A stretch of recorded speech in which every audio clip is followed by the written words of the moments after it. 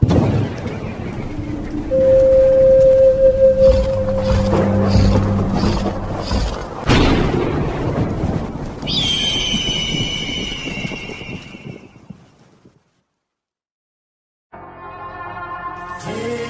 it up. Look, 100 years after 100 years, they done lied to us about this and that. Told us all we from Africa. I made fiction characters turn into facts. Heard you tell me then it was not. Knowing goddamn well that trick was capped. My wife and I wrote a book about it. It's a book with knowledge, evidence, and fact. And my other book got them haters shook, cause it's helping my people take a closer look at their backgrounds and the background, showing my people where they supposed to look. Showing my people where they get it from, where they hit it from, all sorts of angles. When it comes to this research, you must please first don't trust strangers. Find out all of your own is what I highly recommend and suggest. And if you're looking for answers and content about me, I highly recommend you the best. Which is my website at the link you see just across the screen. Don't let it miss you. I make it simple. I double down on that black and white. It's too official.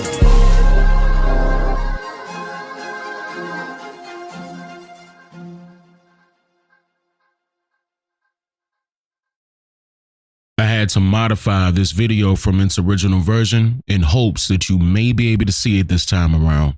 So let's get right into it.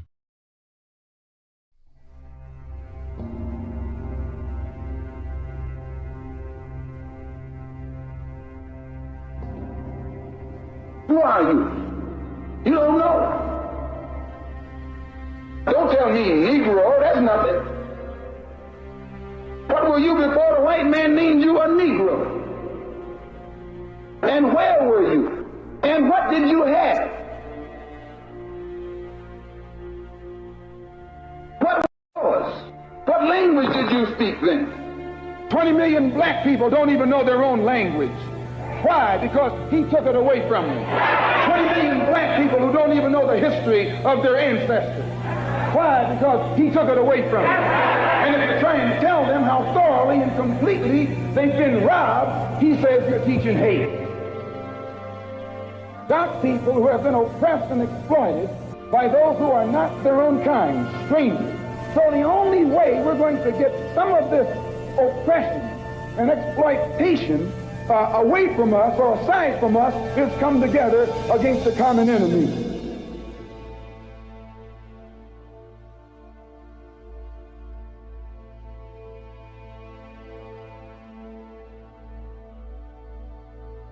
Aborigines, which means what? Black folks. You never find a white aborigine. Rather, aborigines are called natives, or they're always dark-skinned people. You and I are aborigines, but you don't like to be called an aborigine. You want to be called an American.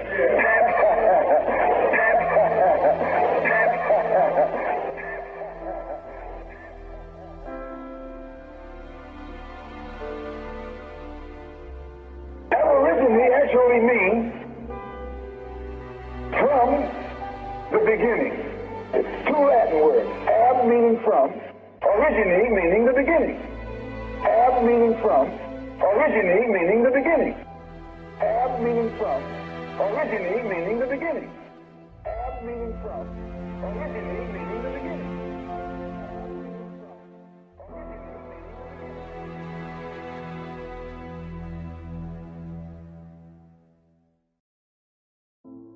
Now, in today's society of America, millions of so-called African Americans are struggling to come to grips with their true identity, culture, heritage, and history, mainly due to the numerous manipulative tactics utilized to govern their critical thinking mechanisms and to also decimate their literacy capabilities. Each one of these manipulative social engineering experiments can only be detected and detached from one's subconscious when standing outside of the box. I'll let you ponder on what's happening to those that are still inside of it. Meanwhile, you have not and will not ever hear me promote any form of religion throughout any of my content that I present to the public. Reason being is due to religion, faith, and beliefs being based on one's personal relationships. And I am not here to debate nor argue about who you should or should not love. That's simply none of my business. So let's also be sure to not confuse the truth that I present throughout my content with any personal beliefs that you may have. Now in this segment, you will learn about who you truly are and where you really came from based on truthful information. Because mind you, there is a big difference between truth and facts. Facts are merely controversial information, whereas a person bears the opinion to debate its credibility or not. That's yet another form of belief. Whereas the truth is non-debatable due to its credibility of always making logical sense. This is why in today's society, most people don't even care about the truth. Why? Well, because to them, unfortunately, a lie is more entertaining. So now let's start with March 1st, 1790, when then President George Washington and Vice President John Adams, along with Speaker of the House Frederick Muhlenberg, signed the 1790 Census Act. According to the census itself, it states that the 1790 Census Act is a law that, quote, required that every household be visited, that completed census schedules be posted in 2 of the most public places within each jurisdiction, there to remain for the inspection of all concerned, and that the aggregate amount of each description of persons for every district be transmitted to the president. So let me point out that some households, not all, were visited by these individuals entitled as census enumerators, also known as census takers, who are technically federal government unsupervised employees who allegedly went from town to town, city to city, and door to door, deciding who was of what race and then documented the family they meet as such. So you mean to tell me that these census takers were provided instructions by way of the government to document and record the ethnic category of various family members based on their perception of the family when they visited? And their opinions were considered to be official historical records of information?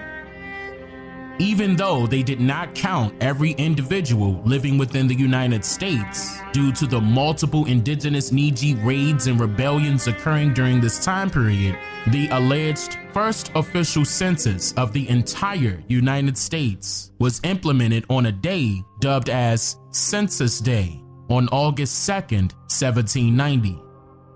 See now, what's very important to note here is that the quote, free people of color were recorded all in one group, and also note that it states free and not freed, as if they were freed people from some form of enslavement.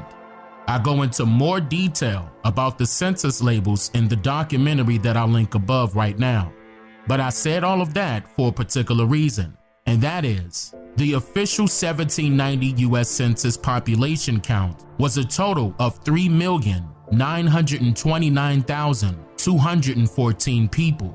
But keep in mind that this total amount did not reflect millions of people who were indigenous to North America, aka Turtle Island, meaning they did not come from another continent, nor did it reflect the accurate total amount of so-called slaves in North America. Why? Well, the U.S. Census Agency themselves admitted to not possessing the majority of their official historical records of information that was allegedly documented between the 1790 U.S. Census and all the way up to the 1830 U.S. Census. And their excuse was to claim that these records were lost or destroyed somehow. See, this was all purposely done for 2 reasons.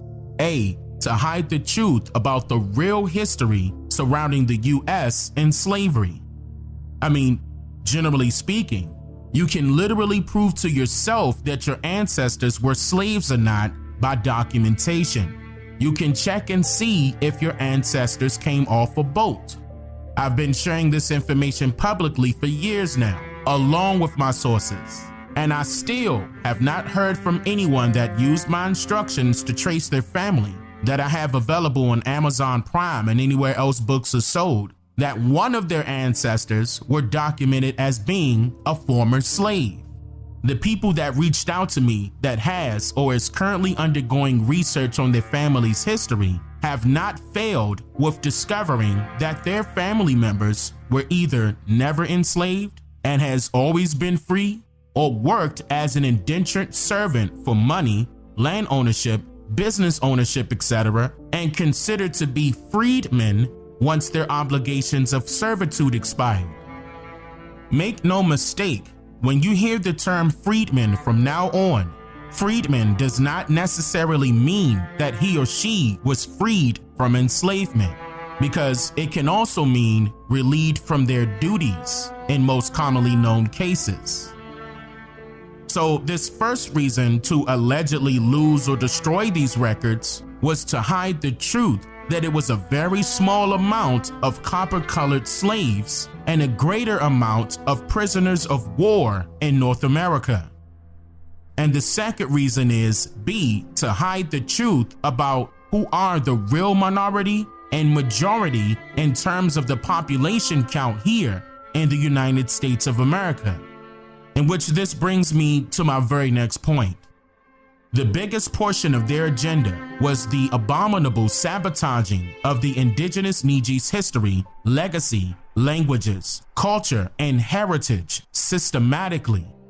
So of course they couldn't pull this task off on their own. So they implemented a methodology format based solely on the scientific concepts of eugenics.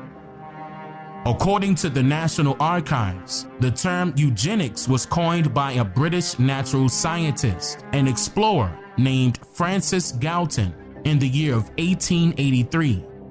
Now, there are two sides to every coin, so I'll be sure to flip each side over, and I'm not theoretically speaking here. Eugenics was implemented to help improve one selected group of people and their future generations to come, to overtake and oversee yet another set group of people and their future generations by way of extermination of their mindsets. This rabbit hole goes much deeper than one may assume. Allow me to simplify the explanation of this paramount method utilized by the likes of your industrialized institutions throughout America still to this very day. Eugenics literally changes everything that any person was ever taught of or even thought of previously before this selection was carried out upon him or her. According to Francis Galton himself, this system would allow, quote, more suitable races or strains of blood a better chance of prevailing speedily over the less suitable, end quote.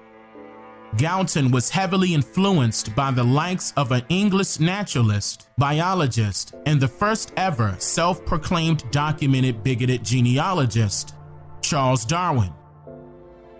Darwin single-handedly developed the controversial theory of human evolution, which was his belief that man came from monkeys, and then his system of natural selection, which included a heavy flux of racial derogatory. Since 1859, that's when Charles Darwin introduced Origin of Species by natural selection and the favored human races. Did you know that today they only report half the title that Charles Darwin wrote? His title had to do with favored human races, assigning supremacy to the Aryan race, all others being inferior. How many knew that? Only a handful.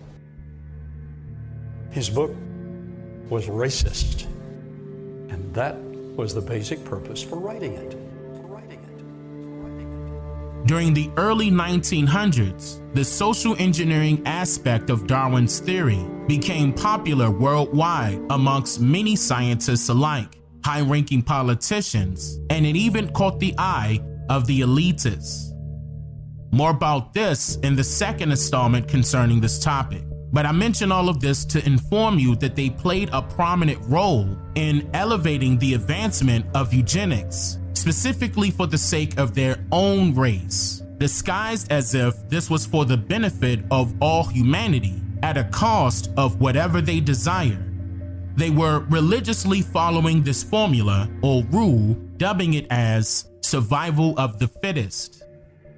In other words, Charles Darwin's theory of human evolution was merely a way to elevate and escalate the implementation of white supremacy and to eradicate those who were of non-pale complexions, deeming it as survival of the fittest, where those who did not meet their racist criteria, motives, and agendas would suffer from a variety of forms of propaganda that was hypothesized to eliminate the opposing race of people.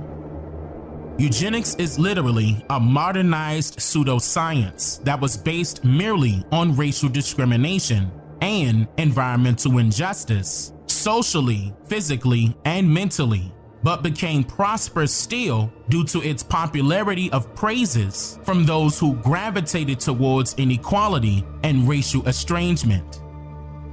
On the date of September 25, 2008, in a statement made before the Senate Committee on Indian Affairs by Representative James P. Moran on the grounds of the Thomasina E. Jordan Indian Tribes of Virginia Federal Recognition Act, Moran stated, quote, "This is a travesty that this committee can correct.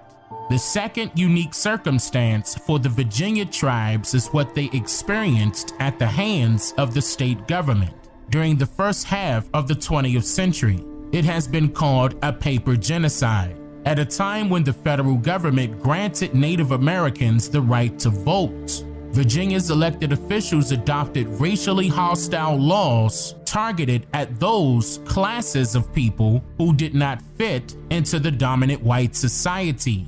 The fact that some of Virginia's ruling elite claimed to be blood descendants of Pocahontas, in their view, meant that no one else in Virginia can make a claim they were Native American and a descendant of Pocahontas's people. To do so would mean that Virginia's ruling elite were what they decreed all non-whites to be, part of the inferior Negroid race. With great hypocrisy, Virginia's ruling elite pushed politics that culminated with the enactment of the Racial Integrity Act of 1924. This act directed state officials and zealots like Walter Plecker to destroy state and local courthouse records and reclassify in Orwellian fashion all non-whites as colored.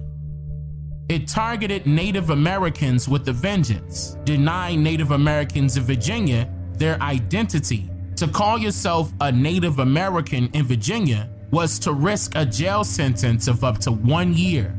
End quote. Now, in this statement, he used the term Native American, but the truth is that our identities were changed not from Native American, but from Indian to colored. And they were not only jailing people in Virginia for claiming their true identity, but they were also killing them by hanging them from a tree, and in more ways than one that I won't mention, in each state across North America. The biggest bigoted racist white supremacist of them all was none other than Walter Ashby Plecker. The Plecker era was truly one of the darkest times for Native people in Virginia. But I think it's critical for us to think about what was the genesis of the ideology that Plecker was a proponent of. And it's really the eugenics movement. The eugenics movement was a pseudo-scientific movement. We say pseudo-scientific today because we find that the science that they were proposing is not what we today would honor as scientific in any way. The eugenics movement has a direct link to the descendants of Charles Darwin. They somehow made the leap to these notions about racial purity. What is best for each race is racial purity. Plecker and his friends convinced the Virginia legislature to adopt very restrictive legislation in 1924. It's called the Racial Integrity Act. With this legislation, it was decreed that there were only two possible categories. One is white, which means a person, you check that you're white if you have white ancestry, Caucasian ancestry, and absolutely nothing else. The other category is everybody else, and that's colored. So this was very hard on Virginia's indigenous community because, in a sense, it wipes away their identity on paper. Their ability to describe themselves as Indian was not possible. To describe themselves as Indian was not possible. Keep in mind that our elder family members' birth certificates were changed multiple times to state colored, Negro, mulatto, and now Black or African American as their classifications of racial identity by way of the federal government systematically. So the moral of this segment is that you have been lied to by your government, your president and politicians, your news media, your school teachers, college and university professors, your public school history curriculums, multiple out of Africa theory books, and even by the very people that share the same hue as you and I. And that's a whole nother story within itself. Now, I challenge each and every one of you to seriously research your mother or your grandmother or your great-grandmother's birth certificates right now.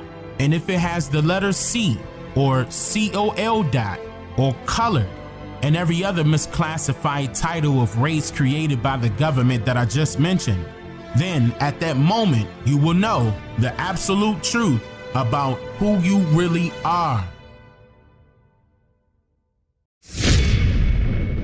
Through compulsory educational institutions, vulnerable children were taught as young students about the topic of U.S. history, a mandatory learning curriculum. These young students were forced to study and comprehend all information provided by their teachers concerning this topic, to pass multiple tests and possibly graduate toward the next grading level. Without strict supervision at home from their parents concerning what their children learned in school, these students eventually became adults that were indoctrinated with detailed information about U.S. history, which they now believe is the absolute truth without any doubts or room for questioning its accuracy or validity. This type of social engineering experiment systematically manipulated millions of Americans' mindsets into a one-directional belief system, to the point where the offspring of the indigenous Negroes, who are misclassified today as African Americans or Black Americans, will believe that their direct ancestors were somehow captured by anonymous European Caucasian sailors from random parts of West Africa and then forcefully migrated to North America to work as slaves for foreigners from another continent. This folklore is commonly known today as the transatlantic slave trade story. However, essential details of this story did not happen the way that we were all told by strangers in school. Not only was this deceitful story drastically manipulated and even exaggerated by design, but it was also told to us in reverse. This book is made available to order June 30th, 2022. Order your copy today to learn more.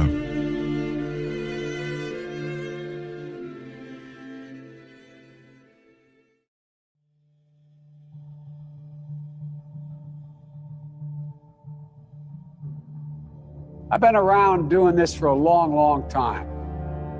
I don't always get it right, but I always take responsibility. When I get it wrong, I acknowledge I got it wrong. But my overarching objective, if we cannot make significant progress on racial equity, this country is doomed. It is doomed, not just because of African Americans, but this country is doomed. It is doomed, not just because of African Americans, but because by 2040, this country is going to be minority white European. Hear me? minority white European.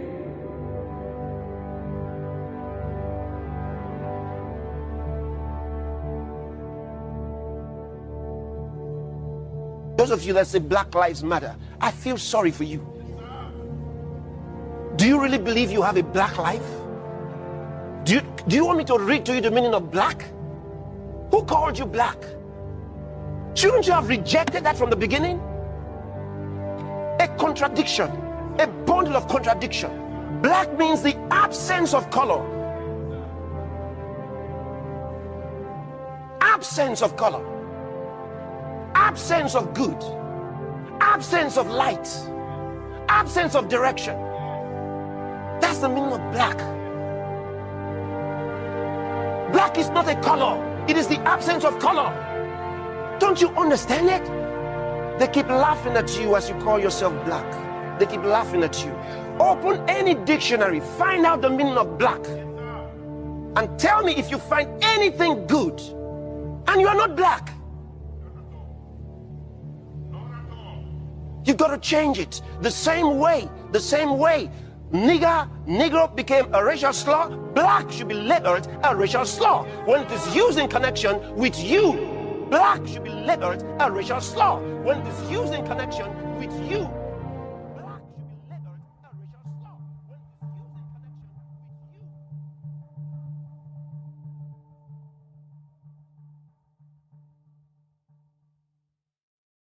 with you. Throughout today's society of America, millions of so-called blacks or African Americans are settling for a complex description of their historical ethnicity based solely on the fictitious thoughts of particular strangers who were assigned with the responsibility of documenting a person's classification of race by the color of their skin in which they see, or their best personal opinion of what an individual should be generally racially classified as. These particular individuals were entitled as census enumerators, also known as census takers, or the U.S. Marshals, who are federally government unsupervised employees that was said to have allegedly gone from town to town, city to city, and door to door, deciding who was of what race, and then documented the families they meet as such.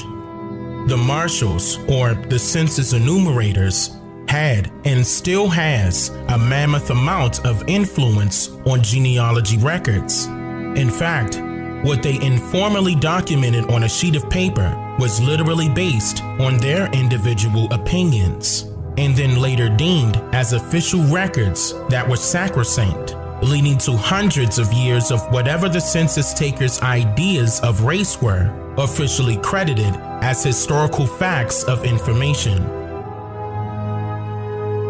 So, in simpler terms, these census takers were provided strict instructions by the government to record the ethnic category of various family members based on their perception of the family when they visited.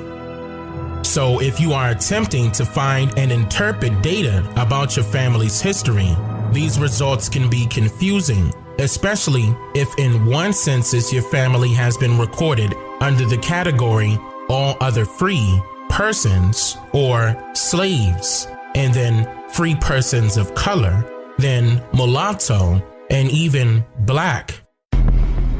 During the earlier years of census taking, there were no categories for Indian at all, while in later census records, Indians were recorded all in one categoric group known as Free People of Color. Most censuses of today are mysteriously skipping the classification of race altogether, meaning that this particular portion of a birth certificate, for example, is purposely left blank, but only for people ranging from light to dark brown skin complexions.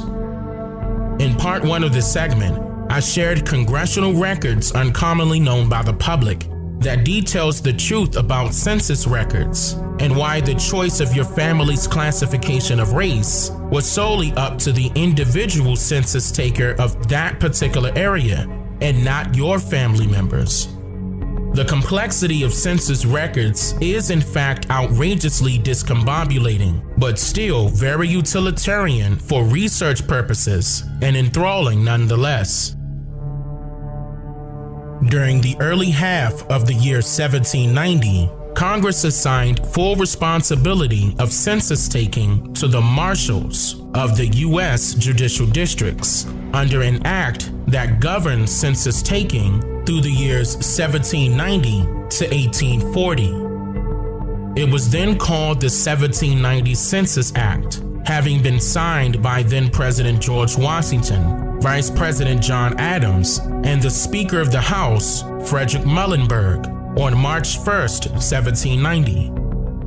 During this time period, there were many open political debates about who should be counted, and they also struggled with the idea of allowing indentured servants to be counted equally as the same as free whites.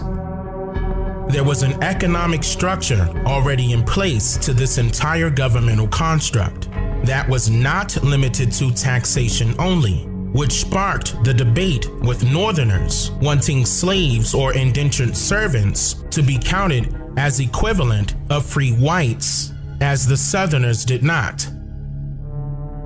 Eventually, there was a compromise established, and August 2nd, 1790 marked the date of the official census day. According to the Census Bureau, the 1790 law required that, quote, every household be visited, that completed census schedules be posted in 2 of the most public places within each jurisdiction, there to remain for the inspection of all concerned, and that the aggregate amount of each description of persons for every district be transmitted to the president. Census enumerators were required to record a total of 6 inquiries in the 1790 census, calling for the names of the heads of each household and the number of persons in each household of the following descriptions: free white males 16 years and older, free white males under 16 years old, free white females, all other free, and slaves. The marshals or census enumerators were instructed to identify free white males by age brackets. It was noted that this tactic was designed to determine the country's industrial and military capabilities, and whoever refused to answer the the enumerators' questions, were assessed a hefty fine of $25 at that time. Under the general direction of the Secretary of State, Thomas Jefferson, the marshals took the census in the original 13 states, plus the districts of Kentucky, Maine, Vermont, and Tennessee. Both George Washington and Thomas Jefferson expressed skepticism over the final count, expecting a number that exceeded the 3.9 million inhabitants counted during the close of the 1790 census. So I must ask, what number did George Washington and Thomas Jefferson expect to see at the end of taking the 1790 census? Leave your comments down below and tell me what you think. And what is also important to note here is that there were various census instructions given to the census takers concerning Indians during the early 1790s and even throughout the 1800s that I want to go over with you. Starting in the 1790s, census takers were notified of instructional specifications stating, quote, omitting Indians not taxed, distinguishing free persons, including those bound to service, from all others. During the year 1800, these instructions were slightly adjusted, stating that Indians living off of reservations and not wild should be recorded in the all other free persons column of the census form. The 1800 census classification options were free white, slave, and all other free persons. So we can easily determine that they have added the word persons to the already established category, all other free, which was used in the 1790 census 10 years prior. Interesting enough, the Indians living in the wild, generally meaning plains, and the Indians in the West or on reservations were not taxed, but those who were enumerated were recorded in the all other free column in the 1790 census. Once the Constitution called for a census of all persons excluding Indians not taxed, many other adjustments were made towards the classifications taken by the enumerators, mainly due to the sole purpose of apportioning seats in the House of Representatives and assessing direct federal taxes.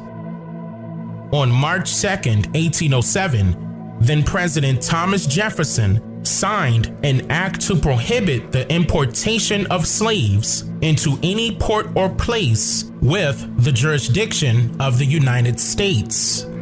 This act deemed it unlawful to, quote, import or bring into the United States or the territories thereof from any foreign kingdom, place, or country any Negro, mulatto, or person of color with intent to hold, sell, or dispose of such Negro, mulatto, or person of color as a slave, or to be held to service or labor, end quote. This act came into effect as of January 1st, 1808. Keep that in mind. These familiar terms that I just mentioned, like Negro, mulatto, and person of color, were not used as the official classifications of race on the census during this time period of 1808. In fact, just 2 years later, in 1810, there were very few adjustments made to this third census, making Indians living off of reservations now recorded in the All Others column of the census form. This time around, the options were free white, slave, and all other, in replacement for the 1790 and 1800 census option that read all other free and all other free persons. Soon after that, the War of 1812 made American history. It was a war declared by then President James Madison because of the discovery of Great Britain supporting many Indians with rebelling against white settlers squatting in America. This war between the United States and Great Britain lasted until the year 1815, and then 5 years later, the 1820 census made some critical adjustments to the classifications of race on their forms. This time, the Indians that were living off of reservations were recorded in the free colored persons category. Note that this is the very first time ever in history where the census utilizes the term colored. And other options included on the form were free whites, slaves, and then all others, except Indians not taxed. So, generally speaking, the phrase Indians not taxed is referring to the Indians living on reservations under the aid and care of government agencies or roaming individuals or in bands over settled tracts of the country.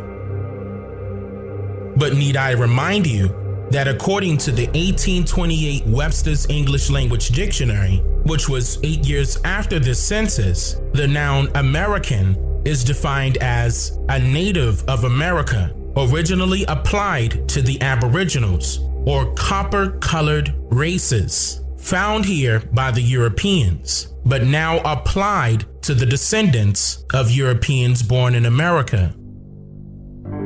Then, the very next year, on March 4th, 1829, Andrew Jackson began his presidency in the White House.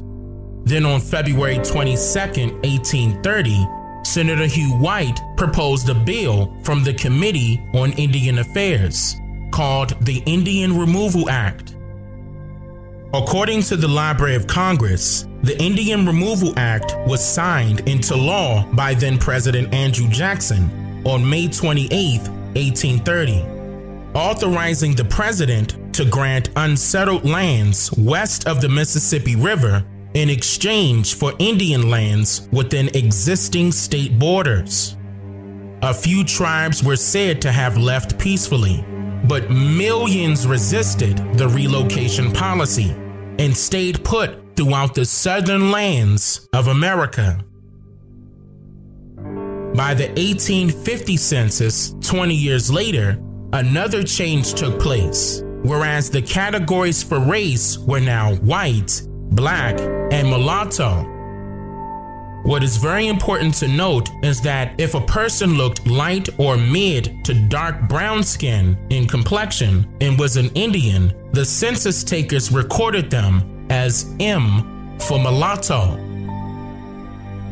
According to the 1828 Webster's English Language Dictionary, mulatto is defined as, quote, a person that is the offspring of a negress by a white man or of a white woman by a Negro, end quote. According to the 8th edition of the Collins Spanish Language Dictionary, the term negress is defined as an offensive word describing a woman or girl of color, or negra, or negra, or negra.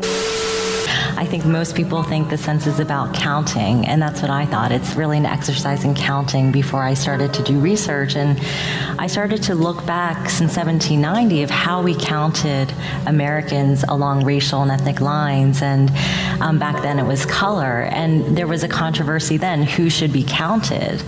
And should slaves who are black be counted the same as free whites?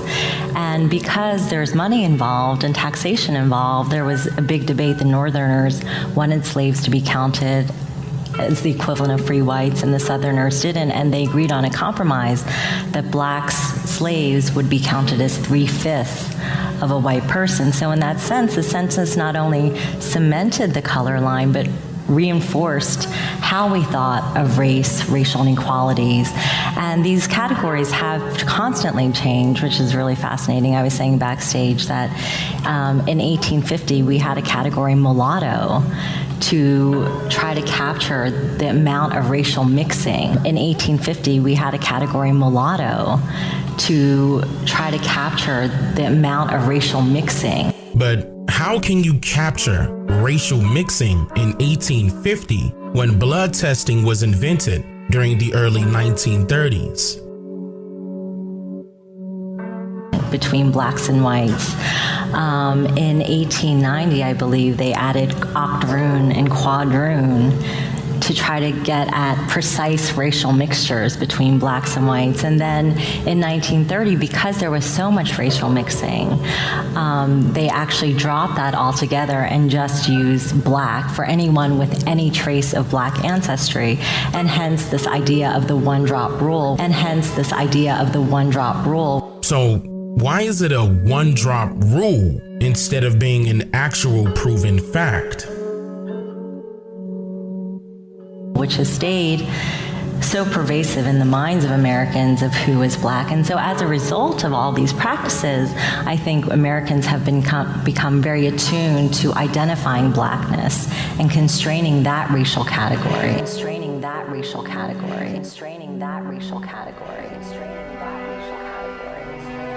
In the instructions for the enumerators in the 1890 census, when it comes to color, sex, and age, the enumerators were instructed to be, quote, particularly careful to distinguish between blacks, mulattoes, quadroons, and octoroons.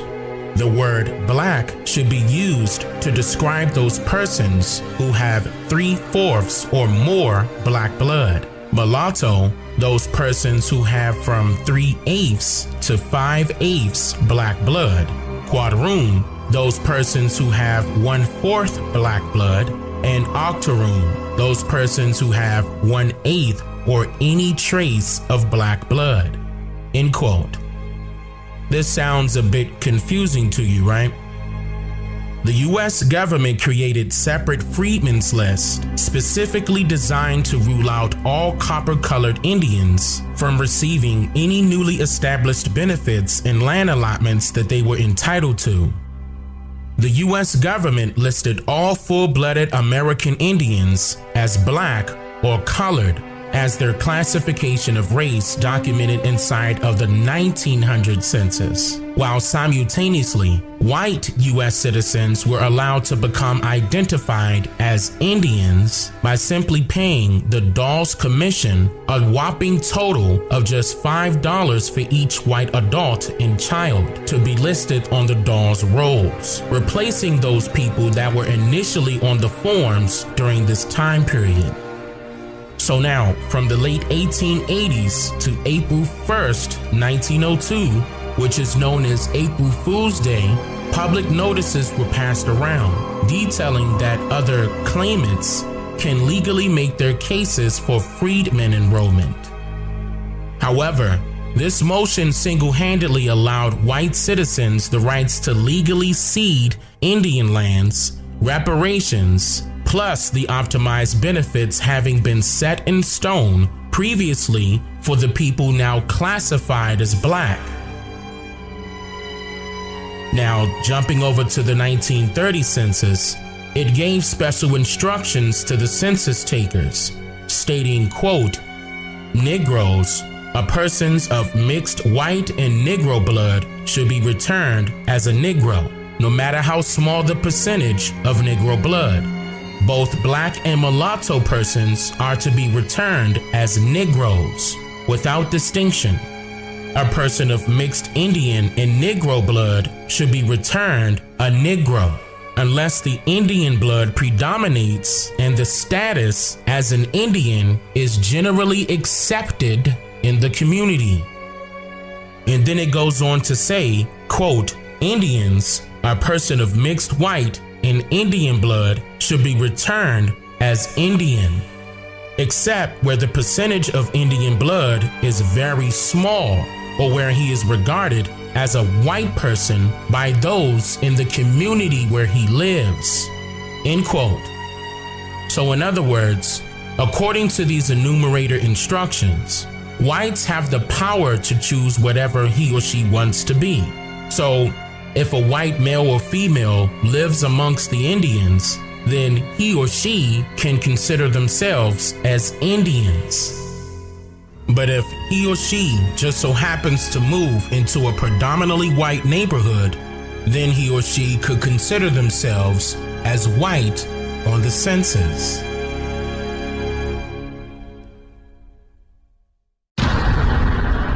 I'm just here to make you think.